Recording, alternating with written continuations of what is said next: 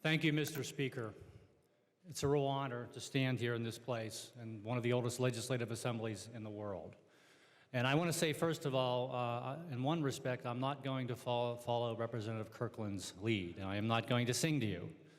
I think we've suffered enough this week, don't you, Mr. Speaker? And I must say that this is a bittersweet day for me. I do look forward so much going forward to the new life I will have and my family particularly will have. But I will miss much of what we do here today. I've grown to love this institution, the people I serve with, and the people I represent. You know, serving here, we get something akin to a PhD in human nature. I've learned so much. I'm a different person than whenever I started here 7 years ago. Hopefully, I'm a wiser and stronger person. And it would be presumptuous for me to stand here and offer pearls of wisdom to this body. And I also am very aware I come to you as that most innocuous and yet offensive of political animals, the lame duck. So I will try to remember in my remarks what happens to ducks that quack too loudly. But I would like to just offer a couple observations before I move on to my thank yous. Most of you know that I'm a conservative, and perhaps some of you know that I'm an old-fashioned one at that. The people that carved a nation out of a wilderness were not fools. There is little we have learned about human nature, human behavior that they didn't already know. The institutions they created based on their wisdom and insight are worth preserving. They understood that men must be governed and that government power is necessary. But they also understood at the same time and were suspicious of that very power. So they circumscribed it in dual governments, federal and state, and divided that government into executive, legislative, and judicial branches. They understood that human governments do not give rights. They merely recognize rights that God has already given. They understood that the primary function of government is to protect and preserve those rights. And some now espouse revolution on our college campuses and in the halls of power, seeking to twist and distort our institutions without any understanding of what will come after that revolution is complete.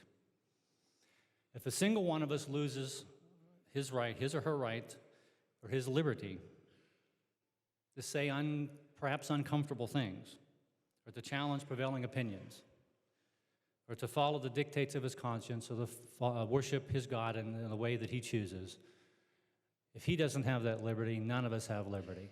And if none of us have liberty, none of us will be safe. So that's enough quacking. But I do want to offer some thanks here. Again, every one of us here, particularly those of us that have families, recognize how much we owe to the people that help us serve here. And I'm no different. Thank, first of all, for my family. They could not be here today, given the fact that our schedule changes from day to day, and our schedule with the children, it just wasn't possible to do today. But I want to thank, first of all, my wife. She's been a wonderful wife, been a wonderful mother. She's been a campaigner, an advisor, and a confidant. She has done more than I ever had a right to ask her to do.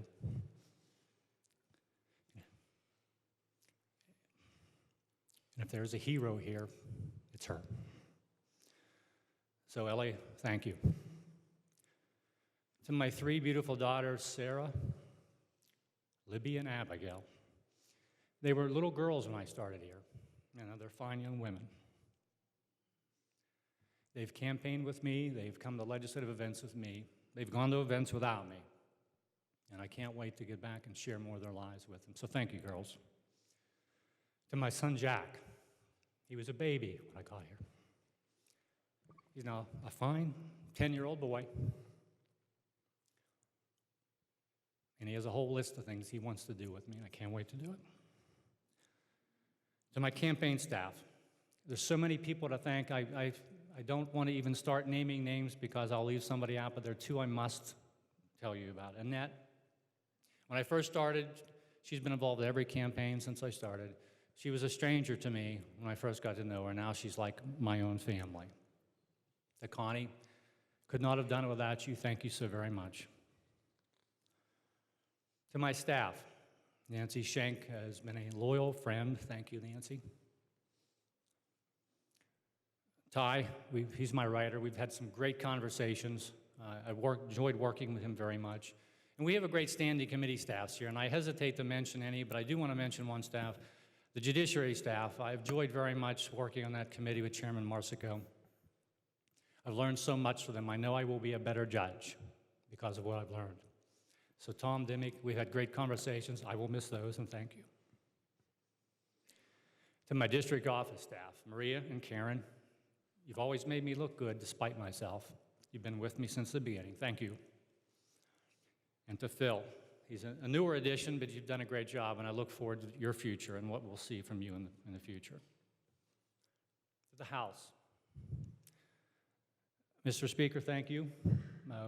You probably recall a conversation we had when my predecessor announced he was resigning.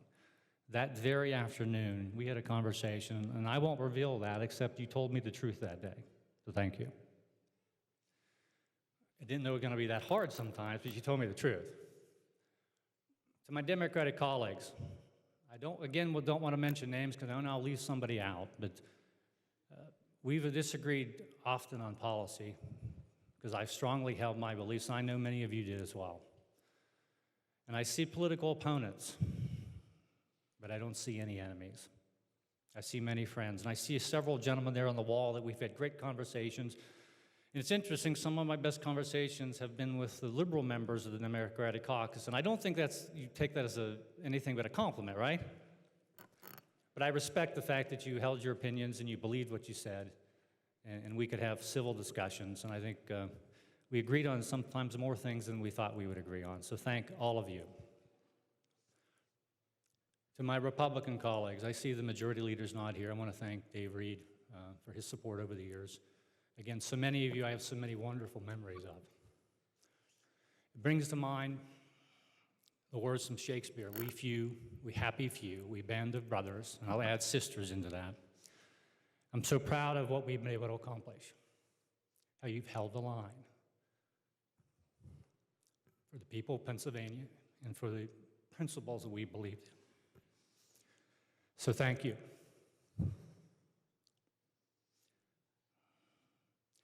To the people of the 57th District. You know, this job, I love the politics of this job, and I love thinking about politics and talking about politics. And I'm very interested, since the time I was a little boy with policy, very interested in achieving good policy for the people of this Commonwealth. It was more than that to me. It was personal. It was a bond we shared. That sounds probably corny to you, but I felt it. So I want to thank the good people of Delmont, Salem, Hempfield, Youngwood, New Stanton, Hunker, South Greensburg, Southwest Greensburg, and Unity until the redistricting. They were my dose of reality, my shelter from the flattery of political life, and my defenders always. If I were to describe to you my feelings about them now, I would use the words of a great leader from the early days of our republic in this House of Representatives in Washington, John Randolph of Roanoke. He said this, I will go back to the bosom of my constituents, to such constituents as man never had before, and never will have again.